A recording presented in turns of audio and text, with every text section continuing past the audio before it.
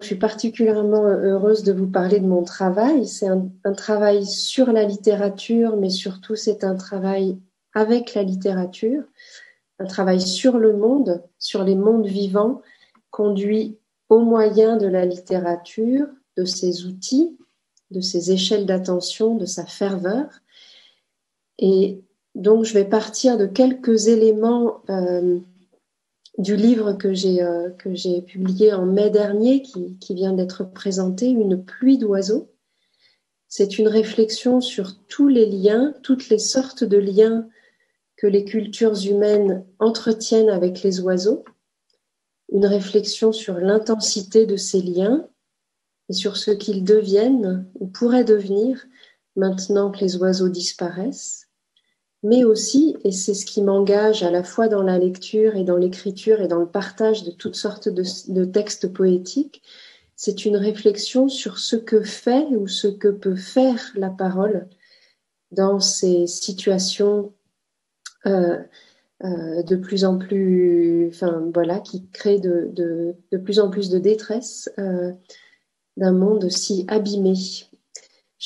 J'insiste sur la question de la parole parce que c'est mon affaire, disons, c'est ce que je tente de faire entrer dans le débat. On a tendance à dire aujourd'hui que pour mieux entendre le monde et ses vivants, il faudrait se méfier du langage, accuser le langage même, et plus encore l'écriture, qui serait coupable d'avoir tranché dans la grande inséparation du monde, d'avoir tranché dans le monde, d'avoir tranché entre nous et le monde, et même d'avoir tranché à l'intérieur de nous, entre nous et nos corps. Mais moi, à l'inverse, et c'est pour ça que j'enseigne la littérature, que je la pratique, je suis convaincue que pour entendre le monde bruire de toutes ces phrases, phrases d'oiseaux, phrases de fleuves, phrases de déchets, phrases de crassiers, pour entendre le monde bruire de toutes ces phrases, il ne suffit pas d'ouvrir grand ses oreilles, il faut s'y mettre dans la parole, il faut y engager ses propres phrases, il faut y engager sa responsabilité de vivant parlant. C'est aussi par la parole qu'on écoute et qu'on répond du monde. Et je ne dis pas ça pour faire croire que tout finit dans la parole ou que tout aboutit à un beau livre, comme on dit dans les études littéraires, mais pour dire que c'est la parole qui, elle aussi, finit dans tout, qui se répand dans les paysages, parmi nous, entre nous, qui participe donc de la santé ou de la pollution du monde commun, de ce territoire partagé. La parole est du monde, elle s'en mêle, elle s'y mêle, et elle peut aussi bien l'abîmer un petit peu plus que s'y composter, l'irriguer. Donc c'est autour de cet engagement dans une responsabilité de parole que je vais tourner ce soir, en parlant à la fois des oiseaux, des rivières et des liens. Et d'abord, en fait, des liens que l'on entretient, que toutes sortes de segments de la culture et que toutes sortes de territoires et que toutes sortes de croyances entretiennent avec les oiseaux. Et je prendrai simplement un exemple. L'un des compagnonnages peut-être les plus émouvants, c'est celui des mineurs du Nord, qu'on appelait davantage les coulonneux, le compagnonnage des mineurs du Nord avec les oiseaux dont ils font collection. Et aujourd'hui encore, les anciens mineurs de charbon élèvent des colombes dans des cabanes au fond des jardins. Vous avez peut-être vu ça, vous connaissez peut-être ça, ou vous avez vu des images. Leurs gestes sont précis et très émouvants, et la clarté des symboles est presque excessive et serre le cœur. C'est comme une allégorie cruelle à force de lisibilité. Au lieu de courber l'échine, le mineur lève la tête vers l'envol de ces oiseaux. Au lieu de gestes de forçat, il s'absorbe dans des précautions infinies pour tenir la colombe, en prendre soin, la laisser voler. Au lieu d'être encagé, et la cage, vous le savez peut-être, c'était aussi l'ascenseur assourdissant de la mine, au fond de laquelle trimaient également d'ailleurs des chevaux aveugles. Au lieu d'être encagé, donc il encage, mais s'il encage, c'est pour libérer régulièrement l'oiseau. Il le libère, il s'attache sa liberté, il se cramponne à son envol, à sa lumière, et le corps respire et se respire enfin dans et par un autre petit corps. Premier cas de lien, premier cas d'attachement. Et pendant longtemps aussi, on nous l'a dit à l'école, enfin pour ma génération, on nous le disait à l'école et ça nous fascinait, je dois dire. Pendant longtemps aussi, les canaris servaient dans les mines à prévenir les coups de grisou. Ils sont très sensibles aux émanations de ce gaz, un gaz qui est impossible à détecter sans instrument de mesure. Et les oiseaux, donc, s'asphyxiaient, s'évanouissaient, mouraient bientôt au voisinage à l'arrivée du grisou. L'arrêt de leur chant valait alerte comme un présage ou des augures d'une nouvelle sorte, et les mineurs se dépêchaient de sortir. Les canaris, comme des sentinelles, étaient sacrifiés à l'imminence d'une catastrophe, et il y avait là une sorte d'amitié entre les humbles pour préserver la respiration, pour préserver un souffle de bonne santé. Et c'est vrai, on pourrait ajouter qu'il y a souvent quelque chose de prolétaire dans l'oiseau, quelque chose qui prend parti pour le peuple. Une autre histoire de compagnonnage qui m'a beaucoup impressionnée, c'est celle de Robert Hertz, l'un des pères de la sociologie française, comme on dit, qui a été tué au front en 1915, parce que c'est aux oiseaux, avec les soldats de la Mayenne auprès desquels il combattait, que Robert Hertz a consacré sa toute dernière enquête. Au beau milieu des tranchées, il a collecté des dictons auprès de ses camarades, des dictons qui parlaient d'oiseaux, qui s'amusaient des oiseaux et qui les faisaient parler en permanence, qui les faisaient s'intéresser aux petites histoires humaines. Robert Hertz a compris que les oiseaux changeaient vraiment quelque chose à la conversation entre les hommes. Il a cherché à mesurer leur rôle dans les vies paysannes. Il a compris quel rythme et quelles émotions, quels sens les oiseaux mettaient dans le monde. S'intéresser aux oiseaux, au cœur des tranchées, c'était déjà changer un peu de paysage, c'était accentuer quelque chose d'une fraternité, d'un partage en paroles, en émotions, en espérance de retour, en rappel d'habitude. Ça n'aura pas encouragé Robert Hertz à se détourner, ça l'aura conduit au contraire vers plus de solidarité, plus d'écoute, plus de présence à la situation humaine. Et son enquête s'est manifeste, il le raconte dans les lettres qu'il a envoyées du front, son enquête a fait du bien momentanément à tous les soldats, des soldats réunis et plus que réunis alors, réattachés entre eux et chacun réattaché à soi-même, à sa vie normale, à sa langue, à ses gestes, à ses chants, à son territoire.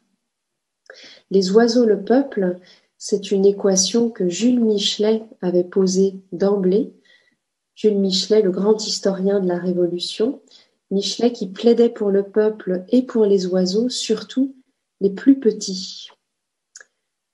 Quelques exemples donc de ce que ce serait qu'une réflexion sur les attachements, des attachements robustes, des attachements anciens, des attachements durables qui mettent beaucoup plus de temps à se nouer qu'à se dénouer. Et j'ai le sentiment que c'est de ça qu'il est question aujourd'hui, en fait, dans notre nouveau rendez-vous avec les oiseaux, décrocher, délier, débrancher de toutes ces habitudes de vie auprès des oiseaux. On voudrait bien les retrouver vite, vite, vite. On cherche à se documenter, on lit des livres. Moi, j'en ai écrit un. On essaye de trouver des tutos sur Internet pour reconnaître les chants d'oiseaux, ce qu'on a peu écouté, auxquels on prêtait pas tellement d'attention, qu'on n'est pas capable d'identifier. Comme si, voilà, on courait après la profondeur et les bienfaits de ces liens au moment même où les oiseaux disparaissent.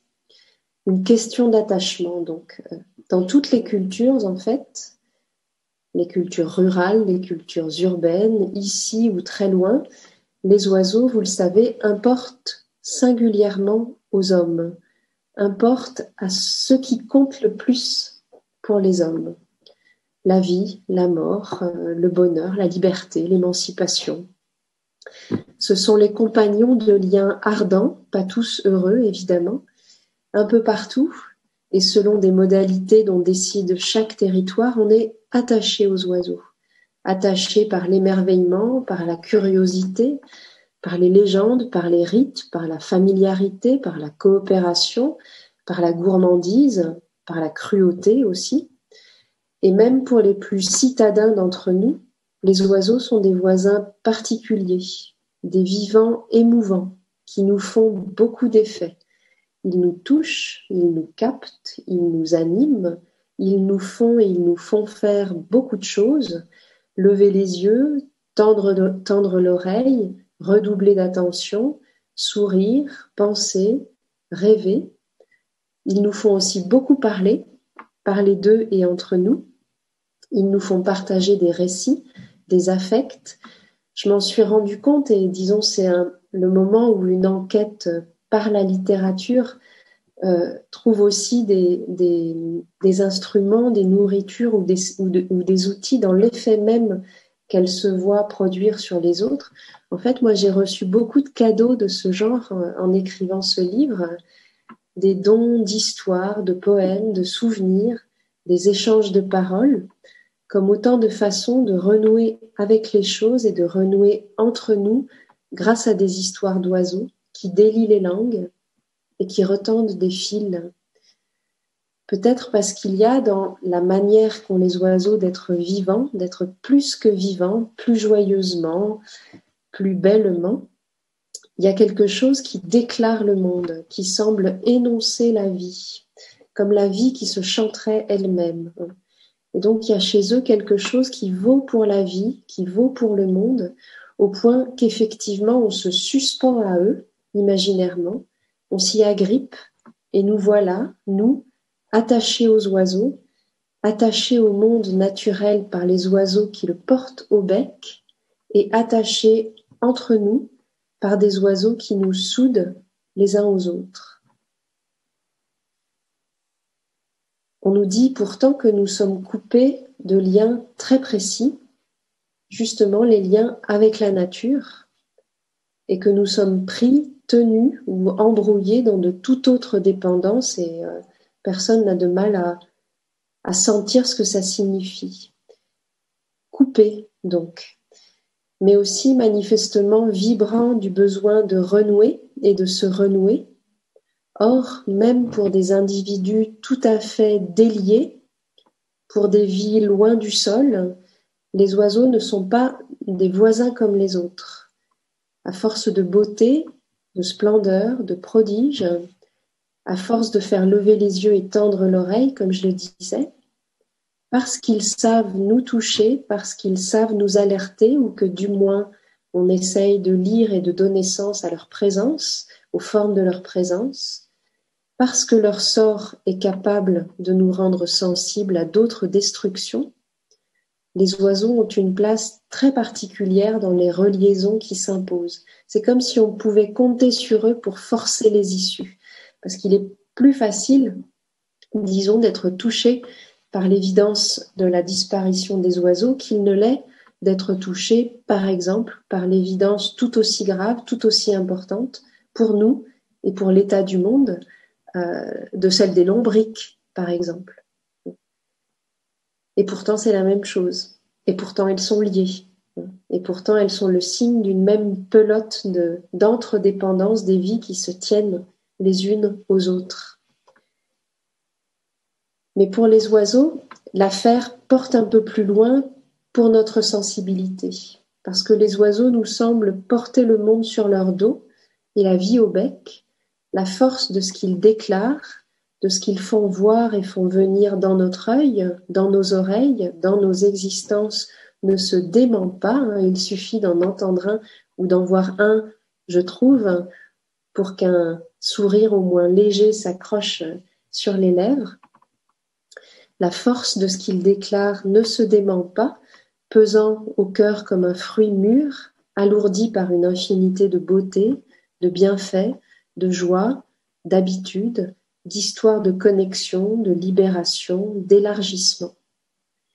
Et je pense de la même façon à la manière dont une poète comme Aurélie Follia parle des arbres, de ce qu'elle doit aux arbres et de ce que les arbres font tenir pour elle, dans un recueil magnifique, publié chez Corty lui aussi, qui s'appelle Grand Monde. Je cite: « Cet arbre se tient tellement là, harcelé par le vent, qu'il me sert, sans s'en douter, de colonne vertébrale, qu'il me sert sans s'en douter de colonne vertébrale. » C'est le vers qui lui tient lieu de colonne, donc, à cette poétesse. C'est le vers qui, dans sa propre tenue, fait tenir le corps de cette femme-là et fait tenir ce poème tout disloqué sur la page, comme il fait évidemment tenir le monde vivant, qui dépend de lui, que les arbres et les végétaux et les arbres tiennent en quelque sorte à bout de branches. Et j'ai retrouvé ce sentiment d'une tenue, d'un entretien, chez une autre poète que Alain a cité tout à l'heure, Valérie Rousseau, dans un texte limpide, trop limpide, ça lui est reproché parfois, mais je pense que voilà, on ne peut pas exagérer dans la simplicité aujourd'hui. Il est quelle heure? Je suis heureuse, il y a un arbre. La guerre, le nucléaire, heureuse, il y a un arbre.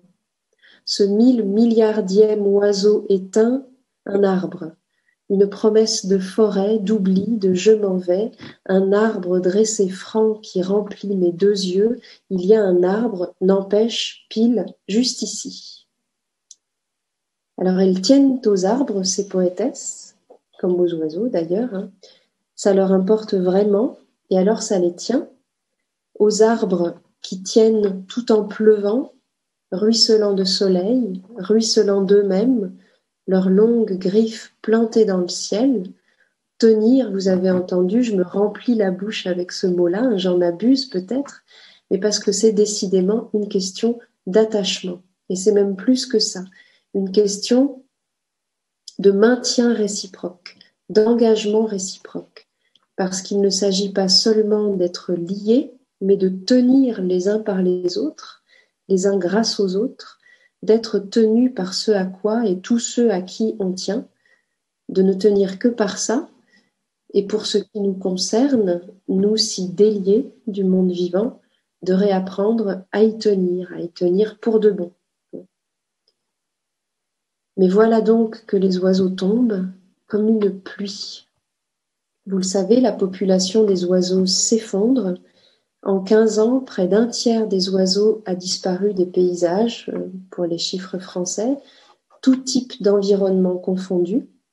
Leur rythme se dérègle, eux qui étaient auparavant les horlogers des saisons et des heures. Leur mode de migration se brouille. Ils se transforment périodiquement en réservoirs à épidémies ou en sentinelles de nos propres états de contamination. Et parfois, c'est comme si les oiseaux pendaient du ciel et s'étaient mis à voler en sens averse, c'est une expression de Valérie Rousseau, en sens averse, parce que le monde est à la renverse et qu'on le retraverse comme on peut, pataugeant, incertain, à cloche-pied dans les flaques et sous des déluges de toutes sortes, ou parapluie fermé sous un ciel bien trop sec, attendant l'orage et toutes larmes évaporées. Et tout le travail que j'ai tenté de faire dans ce livre, c'est justement de chercher à comprendre ce que deviennent ces attachements, maintenant que les oiseaux tombent, ce que ça nous fait, en effet, de voir partir ceux à qui on s'agrippe, de sentir tomber ceux à qui tant de discours, de récits, de joie, d'aventures de sens ou de chasse ou de capture nous ont depuis si longtemps attachés. Ce que ça nous fait, c'est que ça nous fait tomber aussi un peu avec eux, sans doute. Ça nous plante l'extinction à l'intérieur. Ça nous dit que nous dépendons de ce qui tombe, que nous ne tenons qu'à ce genre de fil. Pour ma part, et je vais m'éloigner un petit peu des oiseaux, je n'ai pas grandi auprès des oiseaux.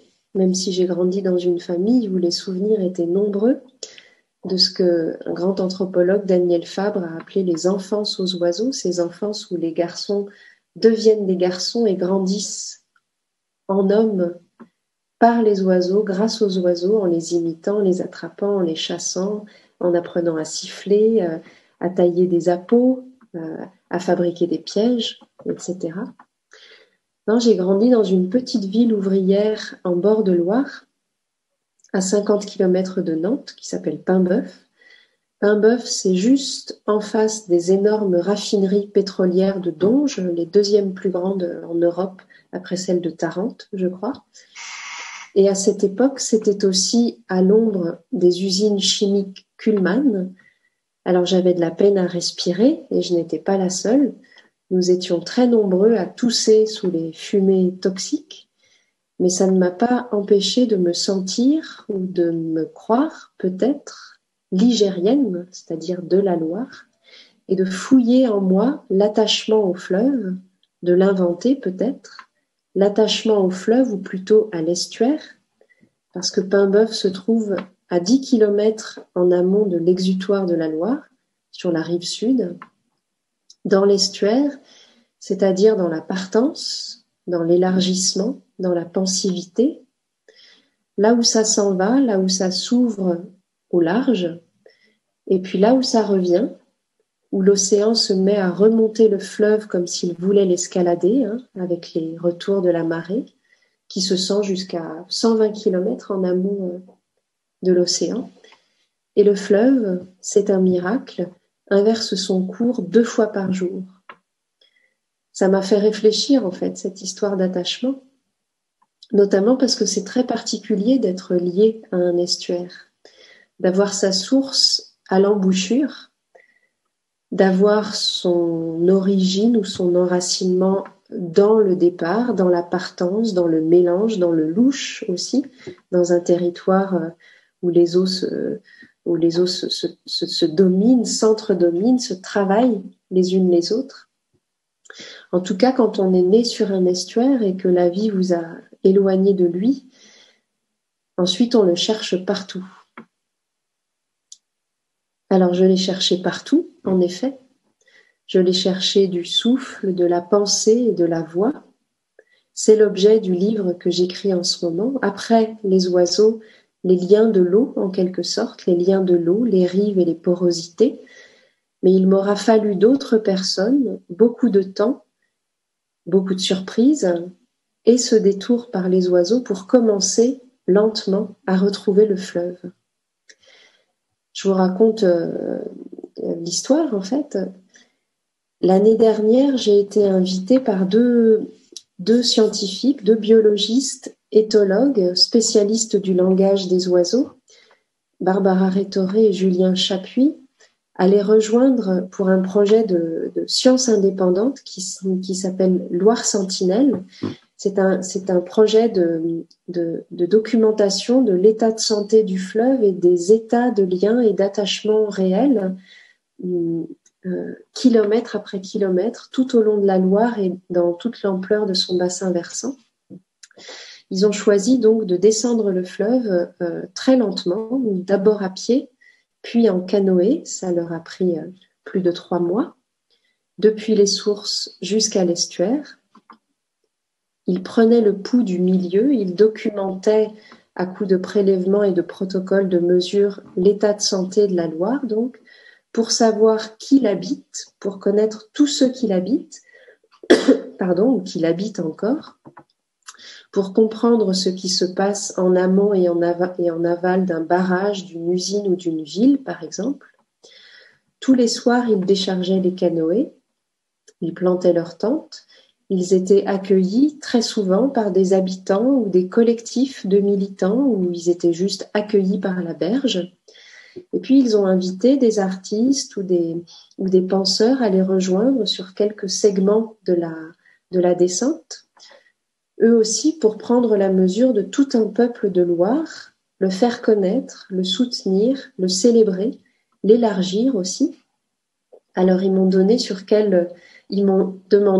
sur quelle portion j'avais envie de les accompagner.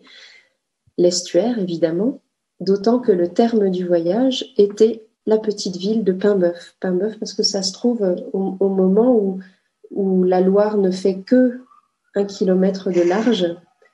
Et juste après Paimboeuf, à l'arrivée à Saint-Nazaire, elle s'élargit brusquement pour une amplitude de 3 kilomètres. Et là, il faut changer de canoë, il faut passer sur des embarcations marines, etc. Alors, je les ai rejoints vers Nantes, après le bac de Couëron. Tout a commencé par une journée à quai, faite de conversations, d'apprivoisement, de premières mesures, le début d'une amitié, en fait. J'ai découvert l'embarcation qui vous pose délicatement sur la peau du fleuve, qui vous place vraiment au beau milieu du milieu. On partait le lendemain, j'étais déjà un peu émue, un peu agitée à l'idée de retrouver ma petite ville d'enfance que j'ai quittée il y a maintenant plus de 40 ans. Mais il m'avait ménagé une surprise. On allait prendre le temps, on allait ralentir l'arrivée et avant d'accoster à Paimboeuf, on ferait une halte juste en face, à Donges justement, aux raffineries de Donges, pour bivouaquer. Alors j'imaginais déjà les cuves toxiques, les barbelés, les labyrinthes de béton. Je me demandais où on allait dormir. On est parti d'un petit port qui s'appelle le Pèlerin pour 26 km de navigation en canoë. On a laissé derrière nous la cale sèche, les gens qui nous avaient hébergés, et même une petite anguille. Vous savez que l'anguille fait partie des espèces sentinelles de la Loire, en grave risque de disparition. Une petite anguille qui était apparue juste à côté du canoë au moment du départ et juste devant un endroit qui était un atelier où l'on transformait, il n'y a pas si longtemps, les civelles, c'est-à-dire les alevins d'anguilles, en colle industrielle, tellement il y en avait. Dans ma famille, on les transformait en engrais pour les terres. On a vu s'éloigner le paradis d'oiseaux qu'est le marais Audubon. Vous connaissez Audubon, immense naturaliste qui est né en Haïti et qui a grandi là-bas, sur les bords de Loire, à Couëron, avant de partir pour les États-Unis et devenir le père de l'ornithologie moderne. On a longé une centrale thermique avec ses gros tuyaux et ses petites terrils. Et à peine cette centrale passée, sans répit pour l'œil, alors qu'elle était presque 16 km devant, les raffineries de Donges nous ont rempli le regard. Alors ça fait drôle d'avancer tout en délicatesse et en glissade et en lenteur vers un horizon comme celui-là. Ça fait drôle d'aborder avec tact un spectacle aussi destructeur et pesant. Mais c'est ça, l'état actuel de nos paysages, il faut tout prendre ensemble. On a pagayé donc avec la marée, puis contre le vent. On a accosté en pleine vase, toujours sans savoir où on allait, porté par les courants. On a emmené à travers les roseaux nos canoës et les 170 kilos de matériel qu'il y avait à sortir chaque soir. On a rencontré quelqu'un, un monsieur Hubert, et on a compris que Julien et Barbara nous avaient fait aborder à un lieu très particulier, une station de bagage d'oiseaux, vous connaissez la pratique du bagage, une station de bagage d'oiseaux qui se trouvait à flanc d'usine, entretenue par une association bénévole, l'Acrola, qui regroupe des ornithologues, des biologistes, des bagueurs amateurs, qui suivent la migration des passereaux paludicoles. Elle se trouve là, donc au beau milieu d'une des zones les plus polluées, les plus abîmées de tout le bassin de la Loire. Elle se trouve là parce que Donges-Est est l'une des dernières étapes de ravitaillement encore viable pour les oiseaux migrateurs, enfin de ces espèces-là. Ils ne trouvent plus à s'arrêter, que ce soit en Espagne ou au Portugal, avant d'arriver en Afrique à cause du réchauffement climatique. Donc ils s'arrêtent là. C'est une zone trouble, comme il y en a désormais un peu partout sur nos territoires, un point de nouage de tous les fils qui s'en mêlent pour faire notre monde et nos milieux, une raffinerie, des pollutions, des fumées, la beauté bizarre d'une skyline faite par Donges la nuit, la disparition des insectes, le courage des oiseaux, les cabanes, les tentatives de soins, de protection et de revie. C'est donc là qu'on était. Le lendemain, j'ai assisté pour la première fois au travail des bagueurs, qui est lui aussi une pratique évidente d'attachement. Le bagage, une pratique de mesure, mais aussi de toute évidence une alliance. Ça commence vers 5 heures du matin avec la diffusion d'un chant préenregistré, on appelle ça la repasse, qui attire les petits oiseaux dans les filets.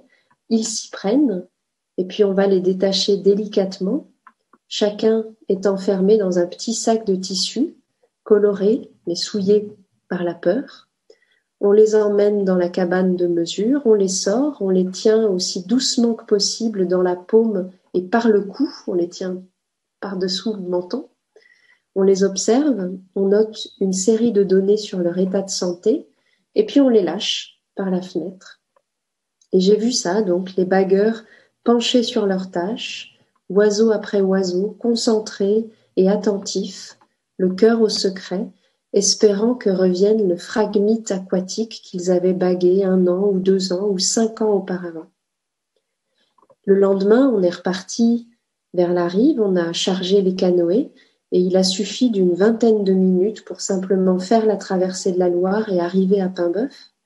Alors pour moi, c'était un retour, c'est-à-dire un événement considérable dans une vie. Mais ce qui m'a plu, c'est que ça n'était pas un retour personnel, c'était un retour élargi, étiré, qui était permis par d'autres, par des amis ou des friends to be, par des oiseaux, par des gens attentifs aux oiseaux, un lent retour par les liens et pour les liens, donc un grand cadeau. Le cadeau d'accoster à sa propre enfance par en face, par le fleuve, par la fraternité. Alors j'en reviens aux oiseaux, parce que l'eau n'est jamais loin quand les oiseaux surviennent, ni les oiseaux quand c'est l'eau qui serpente, et ce milieu me l'avait prouvé, en quelque sorte, pour la première fois. L'eau n'est jamais loin quand les oiseaux surviennent, dans les paysages, mais aussi dans la parole, et c'est un autre type de lien dont je voudrais parler maintenant, parce que les oiseaux, les rivières, on y est aussi attaché par la langue, rattachable par la langue, et c'est exactement ce que je tente de montrer et de faire, moi, dans mon patient travail. Ce que les oiseaux font dans le monde, ils le font aussi d'emblée à la langue, à nos langues, à notre vocabulaire. Coucou, colombe, coulon qui coucoule, et coucou et roucoule, le coq qui chante ou coqueline ou coquerique, la poule qui caquette et cagnette pendant la ponte, et claquette avant la ponte, et cloque quand elle parle à son poussin dans l'œuf, et clousse quand elle couve, cocaille, coquelore, codec, couac ou coucasse après la ponte, et glousse quand elle parle à ses sœurs, les autres poules. Alors vous entendez, ce ne sont que quelques tout petits exemples, mais c'est une sorte de fête verbale que les oiseaux, les noms d'oiseaux, les noms de chants d'oiseaux ouvrent dans nos propres phrasés, dans une dégringolade de mots souvent très drôles, de syllabes heureuses et répétées, presque enfantines, comme si, par le plaisir qu'on a à tenir son nom dans la bouche, le chant d'un oiseau était déjà déposé dans nos propres parlers et déjà les animait. Et ce qui est intéressant peut-être, c'est que ce n'est pas partout selon les mêmes formes. Il y a dans chaque langue un rendez-vous particulier de la parole avec les oiseaux. Il y a dans chaque langue des parlers humains une morphologie particulière au verbe qui désigne les chants d'oiseaux. Alors, telle langue qui est accentuée se repose justement sur son génie de langue accentuelle pour parler des oiseaux. Le français, qui est une langue très faiblement accentuée, lui s'appuie sur des répétitions de syllabes, sur des paronomases, etc. Donc il y a une morphologie particulière dans chaque langue, c'est-à-dire un territoire à part pour parler des oiseaux, mais aussi une morphologie particulière à chaque langue, comme si chaque langue avait rendez-vous avec elle-même, avec ses pentes phonétiques les plus singulières, mais aussi avec ses limites, avec ce qui l'anime lorsqu'elle se frotte au chant d'oiseaux. On pourrait dire que les verbes humains vocalisent les chants d'oiseaux, qu'ils nous les font passer dans la voix par la langue, et que dans la forme de ces verbes, chaque langue règle, selon ses caractéristiques à elle, une sorte de conversation latente et joyeuse avec les oiseaux. Et en français, ce rendez-vous, et là c'est vraiment, comment dire, c'est vraiment ce qu'autorise l'oreille poétique. En français, ce rendez-vous est accentué par une donnée merveilleuse, une chance. Le mot oiseau contient toutes les voyelles. Francis Ponge l'a remarqué tout de suite.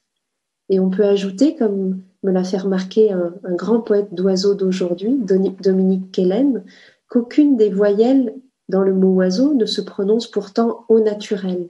Elles sont toutes prises dans des formations raffinées, toutes dirigées vers la parole, vers sa réalisation sonore, vers son événement plastique. Et d'ailleurs, si Francis Ponge adorait que le mot oiseau contienne toutes les voyelles, il ne se satisfaisait pas du tout du S central, je le cite. Le mot oiseau, il contient toutes les voyelles, très bien, j'approuve, mais à la place de l'S, comme seule consonne, j'aurais préféré l'aile de l'aile, wallo, ou le V du bréchet, le V des ailes déployées, le V d'avis, avis, l'oiseau en latin, oiseau. Alors moi aussi j'aime bien le V d'avis, et puis le V d'avec, j'en dirai quelques mots. Il y en a d'autres poètes à qui le S apporte pleine satisfaction, mais qui juste aimeraient mieux l'écrire Z, un Z comme Zoé, comme la vie en grec, Z comme Zomia, Z comme les zones, Z comme le Z. Mais il y a plus, parce qu'en français, c'est aussi par les voyelles que les rivières coulent dans la parole. Nos noms de rivières, les noms de rivières en langue française, sont eux aussi une véritable parade vocalique. Pas tout à fait la fête tellement animée des oiseaux, non, une fête à voix plus basse, dans la douceur de phonèmes étirés, amuis, souvent sourds, liquides, qui jouent à l'eau avec la langue, qui disparaissent et ressurgissent comme un courant qui s'enfuit. Alors pourquoi ? Avant toute chose, grâce à une syllabe qui est très propre à la langue française, ce qu'on appelle le muet, qu'on ferait mieux d'appeler la E muette, cette drôle de syllabe donc, parce que la plupart des noms de rivières en français font entendre un E muet, c'est-à-dire un demi-silence, une espèce de syllabe fantôme qui vide et remplit la voix et la remplit et la vide à chaque instant. L'Erdre, la Loire, l'Aube, la Belle, la Prée, la Sèvre. Et je cite un poète que j'aime beaucoup, Ludovic Janvier, auteur d'un livre considérable, Des rivières plein la voix, qui lui aussi réfléchissait, il est mort maintenant, à ce rendez-vous d'un être naturel avec notre effort de parole. Je suis sûre que vous allez me dire « et le Tarn », soit le Tarn, et le Cher, et le Doubs, dont la finale fait si bien silence, et le Lot, et l'Allier, et la Dour, pas besoin de muet pour la douceur de la Dour. C'est vrai, mais je réponds que je suis l'eau femelle du verbe suivre et du verbe être, et puis regardez, le meu se jette dans la Vilaine, comme le Gard s'en va au Rhône, comme le Doubs cherche la Saône, comme le Cher avec la Loire, le Tarn avec la Garonne, je retourne à l'œuf qui court, à l'eau qui fuit, je retourne au miroir des voix, je retourne à l'écoute. En voilà un qui tient ses responsabilités de vivant parlant et qui cherche à faire écho, honorer, répondre de la présence de la rivière dans le monde vivant à force de parole. Alors François d'Assise, lui aussi, avait un rendez-vous particulier avec les oiseaux dans sa langue. Il leur parlait directement. Il parlait aux oiseaux, vous le savez. Pourtant, il ne dialoguait pas avec les oiseaux, il ne cherchait pas une langue commune, il ne traduisait pas, il ne rusait pas, il n'attendait pas de réponse. C'était une affaire d'adresse, de don en fait. Et ça change tout, car parler à, s'adresser, c'est mettre quelque chose dans le monde commun avant que d'entendre ou d'attendre qu'une réponse vous soit faite. Et j'ai été émerveillée de savoir que quand il cherchait à définir le cœur de l'activité de parole, Dante considérait que le premier être parlant n'avait pas été Adam, mais Ève. Parce que Adam, certes, a nommé les animaux, il les a convoqués, il les a classés même, il a fait l'appel, si on veut, comme un maître d'école en plein jardin d'Éden, mais Ève, elle, a parlé au serpent.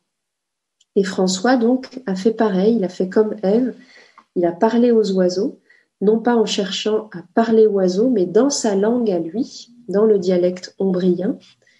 Le sermon aux oiseaux, que vous connaissez sans doute, est un texte étonnant. Les frères sont en chemin, et c'est ébloui par la multitude presque infinie d'oiseaux qui se trouvent dans les arbres près du chemin que François s'anime, court vers eux pour leur parler et se met à parler en poète. L'émerveillement précède, c'est l'oiseau qui a commencé, qui a agrippé, qui a saisi et qui anime la parole. Alors, pourquoi est-ce que François parle aux oiseaux ? Est-ce que c'est pour les intéresser à ses affaires, pour en savoir plus sur eux ? Non, en fait, c'est pour les encourager à la louange. Eux qui, par la grâce de leur chant, sont les mieux capables de louange. Il ne fait pas la leçon aux oiseaux, il les chante, il les loue, il leur dit à quel point ils sont beaux. Et c'est en les chantant qu'il les pousse à chanter encore. Et ce portrait de François d'Assise en entraîneur amical qui incite, encourage, soutient, en coach en quelque sorte qui voudrait ranimer dans les oiseaux leur propre génie de louange, c'est une image si follement tendre, si profonde, si drôle aussi, qu'elle peut nous étreindre longuement. C'est peut-être pour ça qu'elle revient aujourd'hui.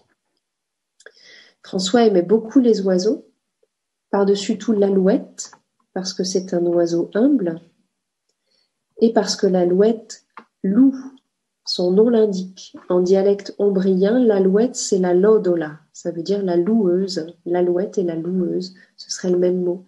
Ce sont d'ailleurs des alouettes, les lodolés, qui ont salué François à sa mort. François donc parlait à ses frères les oiseaux.